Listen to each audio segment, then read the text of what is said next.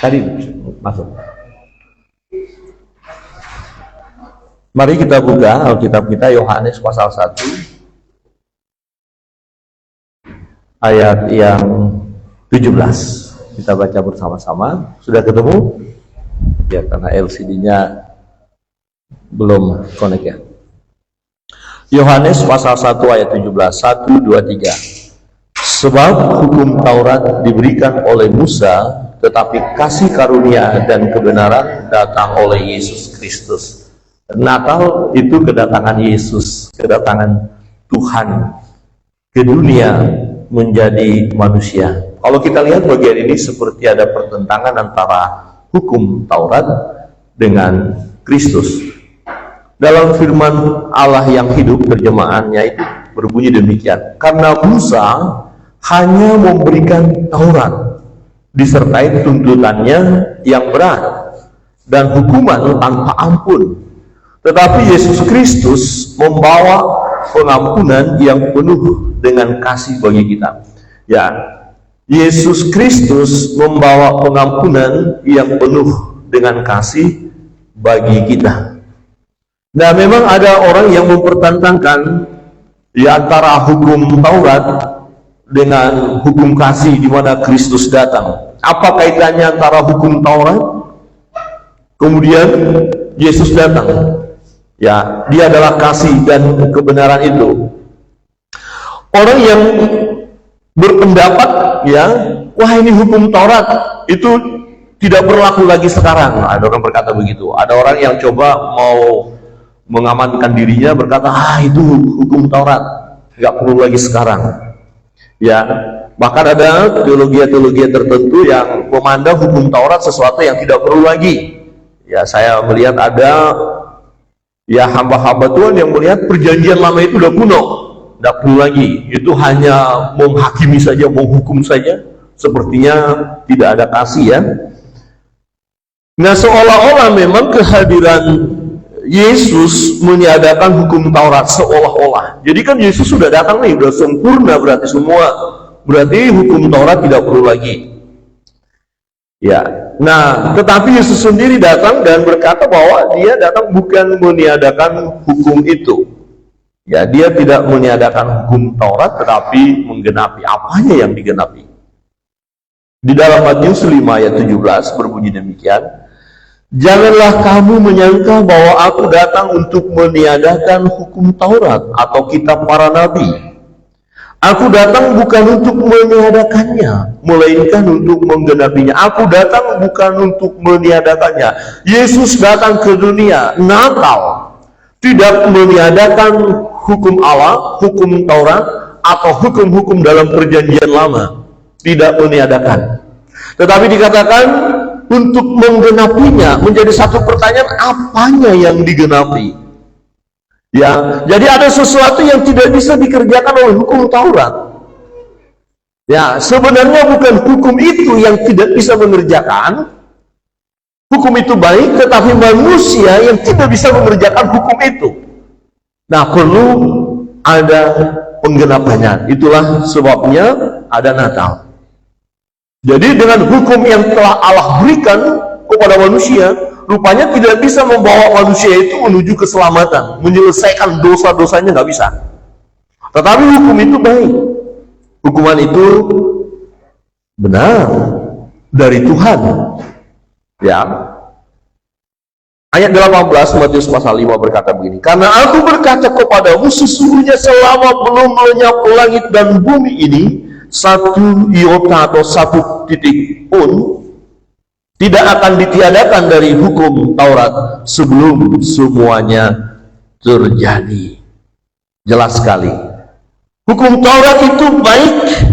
Hukum itu sangat diperlukan oleh umat Allah sebelum Yesus datang. Mereka perlu berjalan dalam kebenaran. Waktu belum ada hukum, seseorang tidak mengerti apakah dia sedang berjalan dalam kebenaran atau tidak. Kira-kira begini.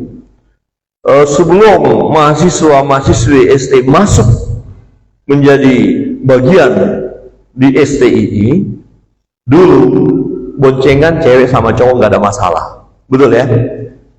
Betul ya? Nah, kalau sekarang sudah masuk, itu jadi masalah atau tidak? Kenapa jadi masalah? Ya? Melanggar enggak kalian kalau boncengan yang bukan muhrimnya? Melanggar ya? Oke. Nah, terus apakah kalian berkata ini ada-ada aja peraturan kampus ini? Bikin masalah aja. Benarkah peraturan itu bikin masalah? Tidak. Hukum itu, peraturan itu diberi supaya kalian tahu ada masalah di situ. Ya kan? Ternyata banyak orang gagal masalahnya di situ. Jadi supaya tidak gagal, dibuatlah peraturan itu. Tetapi tidak semua bisa mentaati peraturan itu. Ya jujur, siapa yang pernah melanggar peraturan yang satu itu? Dalam hati aja, nggak apa-apa. Nanti dipanggil ke kantor PK3 bahaya. Nah saudara, dengan kekuatan saudara tidak bisa. Banyak yang sembunyi-sembunyi kok. Kok tahu? Nggak tahu, namanya juga sembunyi. Ini ya saya bilang-bilang aja. Tapi hati nurani saudara tahu kan? Katakan tahu. Katakan kiri kanan tahu. Loh, tahu kebenaran tapi nggak bisa lakukan sepenuhnya. Ya, hukum itu harus diikuti, ditaati, dan hukum Taurat itu sendiri tidak memberikan keselamatan bagi manusia karena manusia tidak mampu melakukan hukum itu secara sempurna. Maka perlu ada penggenap, perlu Natal. Natal, Yesus datang untuk menggenapi yang tidak bisa terselesaikan oleh manusia dengan mengikuti hukum itu. Hukum itu dari Tuhan kok. Ya, hukum itu dari Tuhan. Kira-kira begini. Sebentar ada seseorang datang menemui saya dan sudah ada janjian mau bawa uang untuk beli sesuatu. Saya mau kasih tunjuk uangnya ya. Agak banyak masalahnya, agak berat.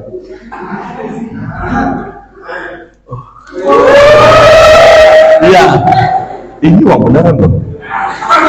Beneran ini, kalau gambar hukum ini hukum beneran nih. Pas. Kemudian ini sudah pas dihitung. Saya tidak akan berikan kepada kalian. Sudah pas. Nah kemudian begini, paling nanti orangnya nggak lihat. Jadi saya ambil 2 lembar. 1 lembar aja nggak apa-apa. Enggak, saya kasih sama kalian. Saya simpan. Oke, saya kantongi dulu ya. Kemudian nanti orangnya datang, saya kasih. Dan pergi dia ke toko. Kira-kira yang janjian barang yang dibeli tadi dapat nggak? Nggak dapat. Padahal kan cuma 1 lembar. Tega banget dia, ini banyak ini loh. Dikembalikan, kamu nggak bisa, nggak layak. Itulah hukum. Tadi ada ketemu dengan mahasiswa, mau ujian, mau ujian. Ya, kenapa terlambat? Kenapa nggak bisa? Belum bayar. Loh, kenapa harus bayar? Peraturannya begitu. Ada seorang mahasiswa, kamu sudah? Sudah. Kenapa sudah? Kan belum bayar. Ya, saya punya tunggakan cuma sekian. Kenapa dosen kasih? Ya, dosen itu memberikan kasih karunia. Nah itu, dia bisa ujian tanpa harus melunasi. Dia akan berkata, haleluya, puji Tuhan. Terus ada yang nanya, kenapa nggak mau? Nggak dikasih. Sudah minta, nggak diizinkan juga. Apakah dosen itu salah? Tidak, dia mengikuti aturan. Dia benar. Saudara tidak diizinkan ikut ujian karena memang tidak layak, tidak memenuhi persyaratannya. Kadang-kadang kita kan aku menyalahkan dosen itu dosen killer, dosen itu begini. Nah, nanti dulu. Jangan terlalu buru-buru menyalahkan. Setuju? Coba lihat kiri kanan, jangan buru-buru menyalahkan. Ya. Tetapi tadi yang belum bayar tapi ikut ujian, itulah anugerah. Ya, Yesus datang, dia kebenaran, dialah kasih karunia itu. Dia datang ke dunia.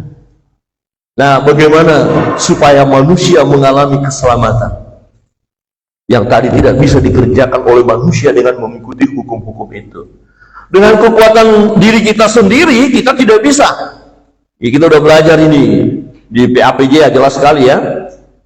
Bukan karena hebat kita, bukan karena kuat gagah perkasa kita. Efesus 2 ayat 8 berkata begini, sebab karena kasih karunia kamu diselamatkan oleh iman, itu bukan hasil usahamu, tapi pemberian Allah. Itu bukan hasil pekerjaanmu. Jangan ada orang yang memegahkan diri, jangan ada orang yang merasa diri hebat, jangan ada orang yang menyombongkan diri, oh saya bisa karena saya hebat, saya bisa, saya udah menjaga kekudusan, saya sudah hidup benar, doa puasanya nggak pernah lalai, setiap hari Kamis itu ada program doa dan puasa. Ya, saudara lakukan nggak? Atau puasa berdoa, atau berdoa dan berpuasa? Ya, puasa berdoa ya. Saudara tahu itu. Nah, berdoa dan berpuasa baik tidak? Kenapa kalian tidak lakukan? Susah ya, susah. Siapa yang pernah melanggar peraturan lalu lintas, sudah lampu merah tetap ngebut? Angkat tangan. Semua ya. Lu saya udah duluan loh. Ya saya akui, saya. Lah, peraturan itu bagus atau tidak? Kenapa nggak ditaati? Ayo. Buru-buru. Ya, saya pernah mengalami kecelakaan. Bukan salah saya, salah orang itu yang di sebelah. Ya, dikerobokkan, saya sudah ya lampu hijau kan, jalan toh, di sana merah. Ternyata dia ngebut, kami ketemu di tengah-tengah, kena, jatuh, sama-sama jatuh. Saya bilang, Pak, kalau mau mati jangan aja dong. Mati-matian sendiri, pecah. Itu lampunya pecah, terus ganti. Aduh, ada polisi datang ke pondok, kasih 20.000. Ini Pak, bisa Pak, dia mau proyek kan, dia mau tukang, cuma 20.000. Aduh, saya bilang, motor saya ini motor bagus sih, baru beli. Saya bilang, benar baru beli waktu itu, Mio keluaran baru waktu itu, pecah loh. Aduh, sayang sekali. Tapi dia begitu merasa, aduh kasihan ya, aduh saya buru-buru mau kerja, ini mau ada proyek ini kan, bawa cangkul, bawa apa kan dia kan. Terus ya udahlah, kantongin aja uangmu, nggak apa-apa. Ya, lain kali hati-hati ya, nyawa lebih penting, saya katakan. Bener loh. Terus polisi datang, loh, ya bagus, terima kasih Pak. Bapak di mana? Saya ngajar di mana? Di kampus STTII. Apa itu, sekolah pendeta? Oh pantas. Silakan. Sebenarnya ada keinginan untuk menekan dia loh. Nggak boleh, ini 150.000, lumayan nanti beli bakso kan? Iya, dia tidak mengikuti peraturan, itu sangat membahayakan. Nah, seringkali kita tergoda untuk menabrak karena awalnya kita coba dan lolos. Hati-hati. Akhirnya kita coba-coba terus, tapi ada waktunya kita nggak bisa lolos. Celaka. Ada waktunya saudara bisa sembunyi-sembunyi, tidak boncengan. Tapi ada waktunya ada yang kamera CCTV. Kemudian saudara dipanggil, ini parah ini. Ya, kita terbatas. Nah, setelah manusia jatuh ke dalam dosa, manusia itu dikuasai oleh kegelapan. Dunia menjadi gelap, dikuasai oleh iblis. Inilah ketakberdayaan kita. Inilah yang membuat kita tidak mampu melakukan hukum-hukum itu dengan kekuatan diri kita sendiri.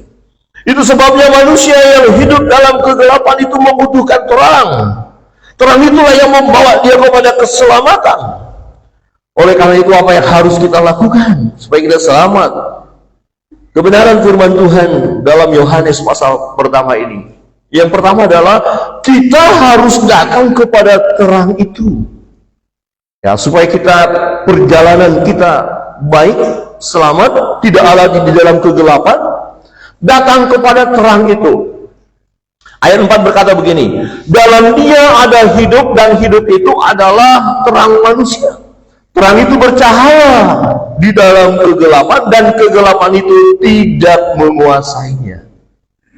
Nah, orang banyak tahu bahwa Yesus datang ke dunia. Orang sudah dengar dia terang itu. Tetapi apakah semua orang datang kepada terang itu? Tidak. Ada orang Kristen yang tahu juga terang itu. Tetapi apakah mereka datang kepada terang itu? Tidak. Karena mereka masih terlalu nyaman di dalam kegelapan itu. Padahal orang yang berjalan dalam kegelapan itu sangat-sangat berbahaya. akan menghancurkan hidupnya. Ya, kalau mau coba nanti malam sekitar jam 2, matikan lampu, naik motor, jalan sudah. Entah apa rasanya. Udah tahu gelap, sudah, kenapa terus? Dia nggak mau dibilangin. Sangat mengerikan jalan dalam kegelapan. Nah, ada terang, tetapi tidak semua orang datang kepada terang itu.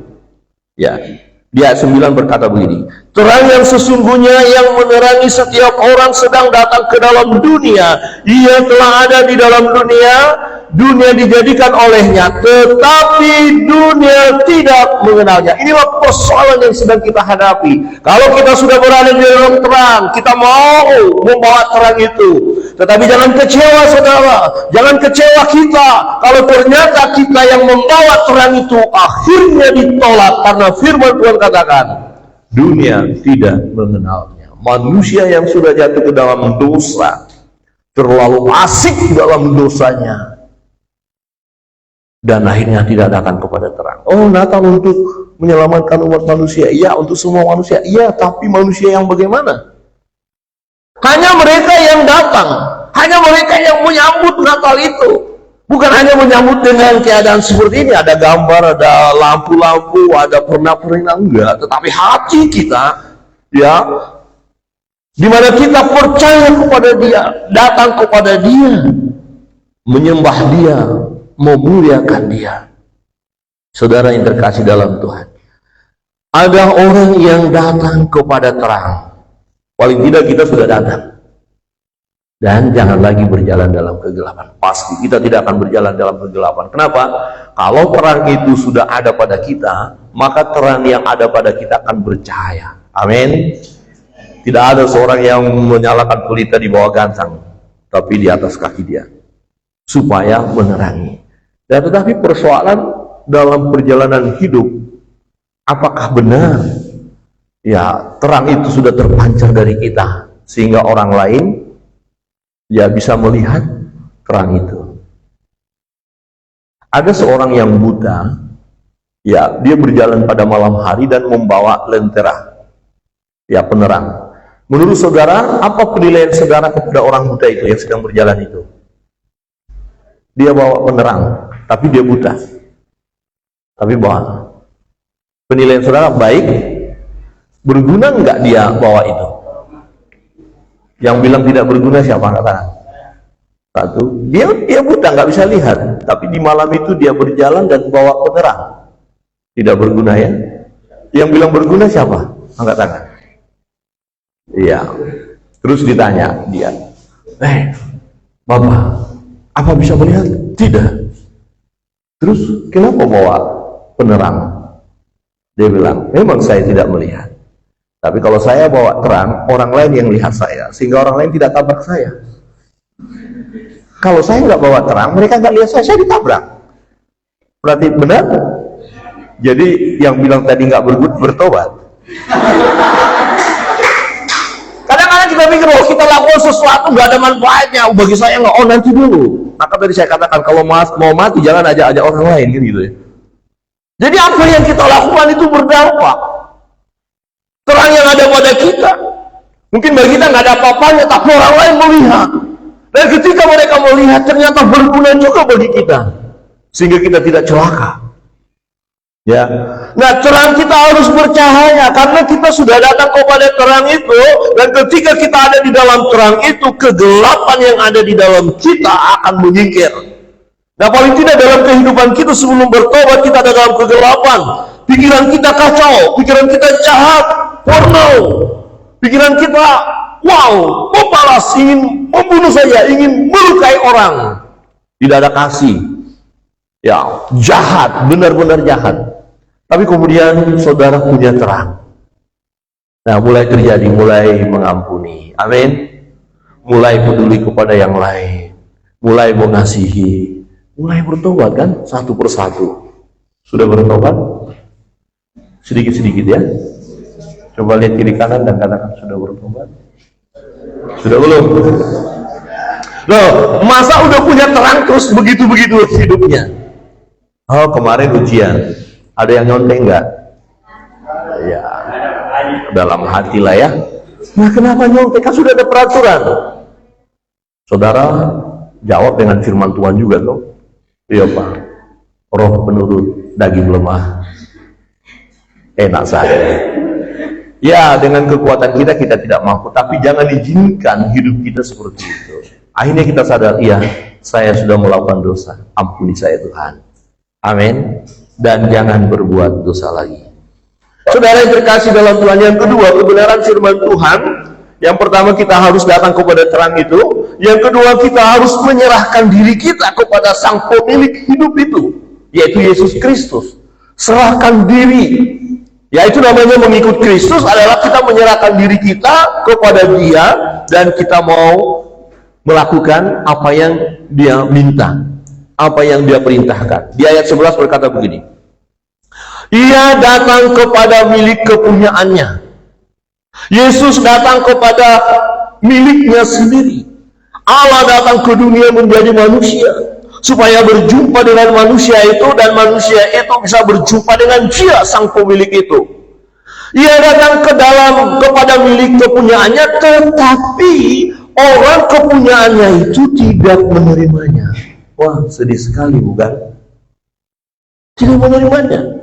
Tetapi semua orang yang menerimanya diberinya kuasa supaya menjadi anak-anak Allah, yaitu mereka yang percaya dalam namanya. Jadi penerimaan manusia kepada Natal, kepada kedatangan Yesus Kristus ada dua. Yang pertama, ya menolak Kristus, tidak datang kepada Sang Pemilik itu. Kira-kira begini, kita ini merantau, kemudian saudara berhasil dalam perantauan. Orang tua saudara datang, melihat saudara, mengunjungi saudara. Terus waktu datang, saudara, siapa ya? Bapak yang mana ya? Kok kumul begini ya? Oh maaf, saya tidak kenal. Langsung tutup pintu. Hati bapak saudara, mama saudara bagaimana? Hancur, berkeping-keping. Kan ada kisah begitu ya? Seorang pria yang cakep, gitu kan? Terus dia menikah dengan seorang wanita yang cantik kaya raya. Ketika mamanya datang, yang pakaiannya, dari kampung lah, malu dia mengakui kan, dan dia bilang, ini siapa? Bukan mamaku. Supaya nanti wanita itu kan jangan kecewa menikah dengan dia, diusirnya mamanya. Wah, kasihan kali tuh, sungguh terlalu ya. Manusia itu sungguh terlalu menolak Yesus. Yesus datang lagi dia kepunyaannya, dia datang kepada miliknya, dia yang memberi hidup, tapi manusia itu menolak. Siapa Yesus? Masa Allah datang ke dunia jadi manusia? Oh, diolok-olok lagi kalimat-kalimat yang nggak bener lah, apalah macam-macam lah. Hati Tuhan sedih. Padahal dia datang. Ia datang kepada milik kepunyaannya. Yang memberi hidup ini siapa? Dia. Yang membuat kita bergerak siapa? Dia. Yang membuat kita berjalan siapa? Dia. Yang kasih pikiran kepada kita siapa? Dia. Ya, saya ingat seorang dosen kami dulu waktu saya belajar di Malang. Kisahnya adalah dia ini pintar, dosen ini. Luar biasa, dan menganggap remeh terhadap mata kuliah. Ya, teologi, yang gampang, itu soalnya gampang kecil. Memang pintar dia. Nah, kemudian waktu ujian, soalnya dia baca, soalnya dia ngerti, tapi nggak ngerti jawabnya. Dia bilang, saya diklik sama Tuhan. Pikirannya diklik, klik, selesai. Jadi saudara jangan sampai diklik ya. Klik, nggak bisa apa-apa. Jadi yang membuat dia pintar, yang membuat dia tadi bisa melakukan sesuatu siapa? Tuhan. Bagaimana dia tidak mengandalkan Tuhan? Bagaimana dia bisa hidup? Bukankah Tuhan yang memberi hidup? Tapi manusia seringkali mengabaikan Tuhan dalam hidupnya. Ya, dia datang kepada kepunyaannya, tetapi kepunyaannya itu tidak menerimanya, menolaknya. Ini manusia tipe pertama. Kenapa? Mereka sudah dibutakan oleh ilah zaman ini. Mereka terlalu asik dengan dunia. Kuasa dunia menguasai mereka, kedagingan mereka menguasai mereka, sehingga mereka tidak mampu melihat terang itu, sehingga mereka tidak mampu melihat kedatangan Sang Pemilik itu. Tuhan, Allah yang datang ke dunia, tidak mampu. Tetapi yang kedua, tipe yang kedua ini sepertinya tipe kita. Betul ya? Saudara tidak ada di sini kalau saudara tidak percaya Yesus. Amin. Ya, tipe yang kedua ini, semua orang yang menerimanya diberinya kuasa supaya menjadi anak-anak Allah, yaitu mereka yang percaya dalam namanya. Ya, kita percaya jadi anak-anak Allah. Kita adalah milik Tuhan. Artinya gini, kita menyerahkan seluruh hidup kita kepada Dia. Ya, kita ikuti kehendaknya. Dan yang menarik adalah rancangannya bagi kita adalah rancangan damai sejahtera, bukan rancangan kecelakaan. Jadi mengapa kita tidak terus berserah kepada Dia? Bergantunglah kepada Dia, berserahlah kepada Dia, lakukan segala sesuatu yang Dia perintahkan, sebab Dialah sang pemilik itu dan kita adalah kepunyaannya. Dia tidak akan menyia-nyiakan hidup kita. Ya, Dia tidak akan mengabaikan kita. Firman Tuhan katakan, bagaimana kita melihat kasih Bapa itu adalah yang tidak menyayangkan anaknya yang tunggal, putranya yang tunggal, Yesus Kristus Tuhan kita. Bagaimana mungkin Dia tidak memberikan segala sesuatu yang kita perlukan. Jangan hanya karena masalah sedikit, masalah sepele saja kita begitu kecewa dalam hidup ini, bahkan kecewa sama Tuhan, dan kemudian mundur dari pelayanan. Jangan mundur dari pelayanan. Amin. Jangan mundur dari pembentukan. Ya, kita milik Tuhan. Jadi waktu Tuhan bentuk kita, ya berikan diri kita untuk dibentuk. Serahkan diri kita untuk dibentuk. Tuhan, mau dibuat apa saya mau. Seperti lagu itu ya. Suka-sukamu Tuhan. Suka-sukamu Tuhan. Ya, suka-suka Tuhan. Benar nggak suka-suka Tuhan? Itu cuma lagu, Pak. Sebab ketika Tuhan bentuk, aduh sakit, susah. Ya, seperti kemarin di kelas, ya saya sampaikan, waktu baru wisuda itu semangat ya. Lagunya Laskar Kristus maju, majulah terus ya. Help, siap melayani, siap. Siap diutus kemana saja, siap. Tahu-tahu diutus ke daerah transmigrasi yang sangat jauh dan tidak ada sinyal. 1 bulan, Laskar Kristus maju. 2 bulan, Laskar Kristus maju. 3 bulan, agak mulai geleng-geleng kepala. 4 bulan, Laskar Kristus maju. Mundur pelan-pelan. Bulan ke-6 tidak ada lagi, itu kisahnya saudara. Bulan ke-6 dia nggak ada. Untuk apa hidup seperti ini ditransfer? Sarjana S1 ada di sini, kalau di daerah transmigrasi makanannya juga nggak jelas. Bodoh kali.